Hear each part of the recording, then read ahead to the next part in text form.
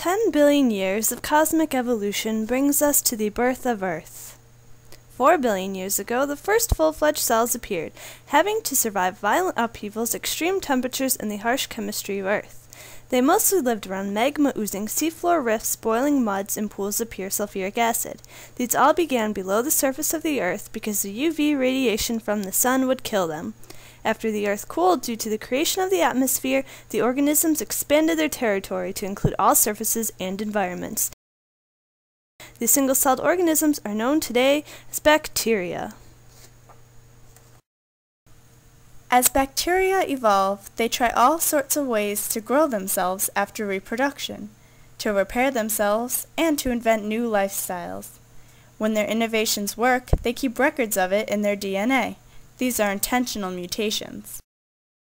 They pass the DNA codes through reproduction, which is mitosis or recombination, the process of shuffling genes and creating new combinations.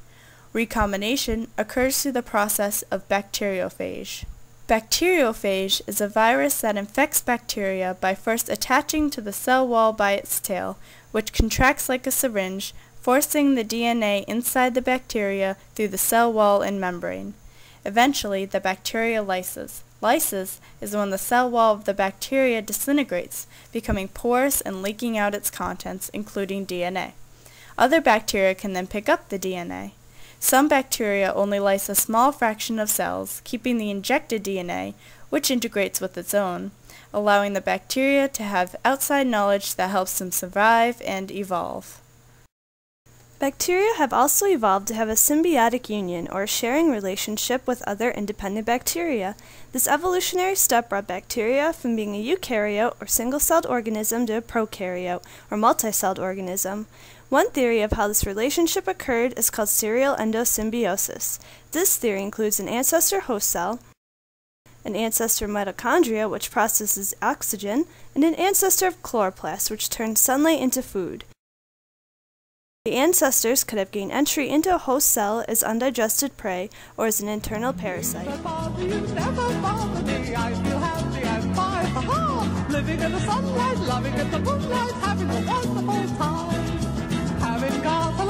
The combination eventually became helpful to both organisms. The mitochondria ancestor gave the host cell the ability to breathe oxygen, and the chloroplast ancestor gave the ability of photosynthesis. The host cell could withstand high temperatures and acidic conditions, giving the other two bacteria shelter. Bacteria over time came together to form colonies, which cooperate to help each other survive. Groups of colonies can join up and become communities. Colonies communicate to its members and other colonies through a process called chemotactic messaging, which allows them to use chemical secretions to express both simple and complex ideas that help them live. When bacteria are in colonies, they send attractive signals to each other if there is a good food source.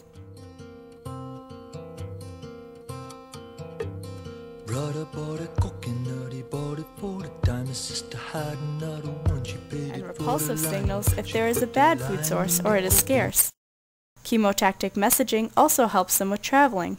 If a colony is on nutrient-poor or hard surfaces, they make a slippery layer of fluid that allows them to swim. The bacteria in the front push a layer forward to pave a path so that the colony can expand. This enables them to stick together and the colony to be populated enough for protection. If the colony is on good ground conditions, it branches out into beautiful patterns that help them achieve different colony goals. Because of communication, individual bacteria only need to have coded genetic information to provide them with the creativity to design these shapes. When deciding what is best for the colony, the individual bacteria vote on a specific idea by secreting a chemical decision. If the majority agrees, then the idea is put into action, and if not, it is discarded. Throughout time, bacteria have successfully evolved through the use of cooperation. By working together, not just bacteria have accomplished great feats. Lynn Margulis, the leading scientific scholar of endosymbiosis, said, "Life did not take over the globe by combat, but by networking. Perhaps through the observation of science, we can learn that cooperation accomplishes more than fighting." I'm so happy, oh, happy, lucky me. I just go my way.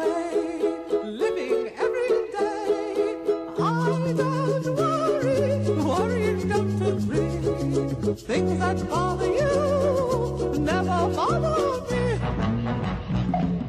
Things that bother you never bother me. I feel happy and fine, ha-ha. Living in the sunlight, loving in the moonlight, having a wonderful time.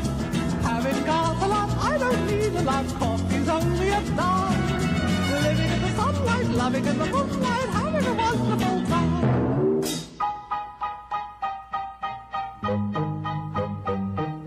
Just take it from me, I'm just as free as any daughter. I do what I like, just what I like.